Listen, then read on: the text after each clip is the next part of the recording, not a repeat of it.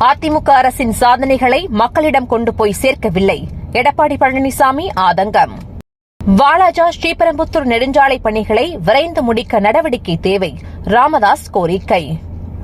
தமிழ்நாட்டில் சட்டம் ஒழுங்கு சிறப்பாக உள்ளது. இபிஎஸ் குற்றச்சாட்டுக்கு அமைச்சர் ரகுபதி பதில். தொல்லியல் பணிக்கு சமஸ்கிருதம் கட்டாயமா? அறிவிப்பை திரும்பப் பெற சீமான் வலியுறுத்தல். டிக்டோஜாக் அமைப்பினரின் கோரிக்கைகள் குறித்து பேச்சுவார்த்தை நடைபெற்று வருகிறது. அமைச்சர் அன்பில் மகேஷ் தகவல். 2026 சட்டப்பேரவைத் தேர்தலில் பாஜகவுக்கு வாய்ப்பு.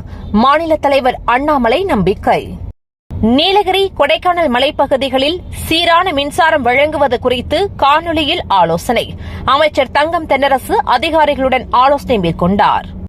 காங்கிரஸ் ஆட்சியை விட பாஜக ஆட்சியில் கர்நாடகாவுக்கு அதிக நிதி. நிதியமைச்சர் நிர்மலா சீதாராமன் விளக்கம். எக்காரணம் கொண்டும் போக்குவரத்துக் கழகம் தனியார்மயமாக்கப்படாது. போக்குவரத்துத்துறை அமைச்சர் உறுதி. தமிழகத்திற்கு நிதி ஒதுக்கீடு செய்யாத மத்திய அரசை கண்டித்து ரயில் மறியல் போராட்டம். சு வெங்கடேசன் அறிவிப்பு. கப்பலூர் சுங்கச்சாவடியில் இனி கட்டணம் இல்லை. அமைச்சர் மூர்த்தி அறிவிப்பு. ஹேமந்த் சோரனுக்கு வழங்கப்பட்ட ஜாமீனுக்கு தடை விதிக்க முடியாது. உச்சநீதிமன்றம் மறுப்பு. பீகார் அரசின் 65% இடஒதுக்கீடு சட்ட வழக்கு.